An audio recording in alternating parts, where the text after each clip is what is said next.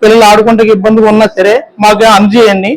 పిల్లలకి సౌకర్యం ఏం కావాలన్నా, టీచర్లకి ఏం సౌకర్యం కావాలన్నా సరే మీరు ఏం అందజేసినా సరే, టీచర్లకి చెప్పినా సరే, టీచర్లు మాకు చెప్పినా సరే మేము మన ఎమ్మెల్యే గారికి దగ్గర తీసుకెళ్తాం. దృష్టి తీసుకెళ్లి మన స్కూల్కి ఏం కావాలో అన్ని కూడా అందుబాటులో ఉండేలాగే మేము చూసుకుంటాం. మేము కూడా స్కూల్కి అందుబాటులో ఉంటాం. పిల్లలకి కూడా ఎటువంటి స్కూల్లో కూడా ఇబ్బంది ఉండదు. గవర్నమెంట్ స్కూల్లో కూడా పిల్లలందరినీ కూడా జాయిన్ చేయడానికి ఎదగరండి. ఏంటంటే ప్రతిదీ కూడా ఉచితమే. ఏది మనం డబ్బులు ఇవ్వాల్సిన పని లేదు, ఎవరికి డబ్బులు కట్టాల్సిన పని లేదు. చదువు ఉచితంగా చెప్తారు. చదువు స్టడీలు కూడా బాగుంటాయి స్కూల్లో. అది ఇప్పుడు ఇంగ్లీష్ మీడియం ఉన్న టీచర్ ఇంగ్లీష్ మీడియం ఉంది అన్నారు, తెలుగు మీడియం అన్నారు. ఇద్దరికి రెండు కావాలి. అలాగే బుద్ధి మంచి ఉద్యోగాలకు వెళ్ళేలాగా టీచర్లు కూడా ప్రతిదీ కూడా 5వ తరగతి నుంచి మన ఫస్ట్ తరగతి నుంచి 5వ తరగతి ఉంది.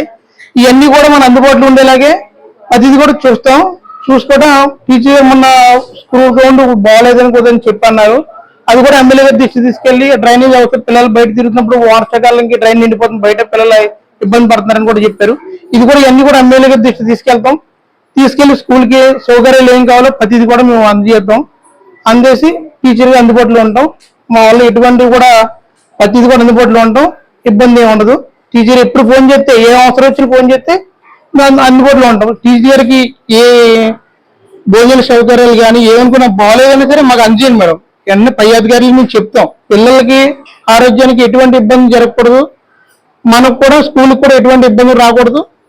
సర్టిఫికేట్ అన్నది కూడా మనకి నిన్న ఉండకూడదు. ఇప్పుడు దాకా మనకి నేను ఇదే స్కూల్లో చదివాను మేడం.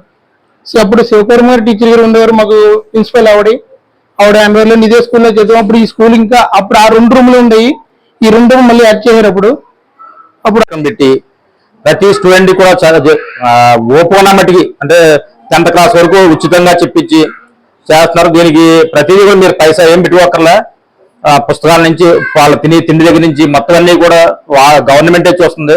దయించి మీరు అంటే మీరు పంపించారు. అలాగే మీ పక్క ఇంటి వాళ్ళు ఎవరన్నా పిల్లలు చదువుకొని పోయేస్తుంటే కనుక స్కూల్ పంపించండి. అలాగే ఏమన్నా పుస్తకాలు కొనుక్కోవాలి కానీ ఏమన్నా చెప్పులు కానీ అటువంటి ఏమైనా కావాలంటే పని మా అనిల్ చెప్తే మేము అందరం కలిసి డబ్బు వేసి మేము ఇస్తాం. అలాగా మీరు ఎవరన్నా చదువుకోవాలి పుస్తకాలు కొనుక్కోవాలి అంటే కనుక చెప్పండి మాకు. మేము చెప్తాం. మాకు ఒకసారి మేడం చెప్పండి, మేడం మేము అనిల్ చెప్తారు, మేము ఇస్తాం.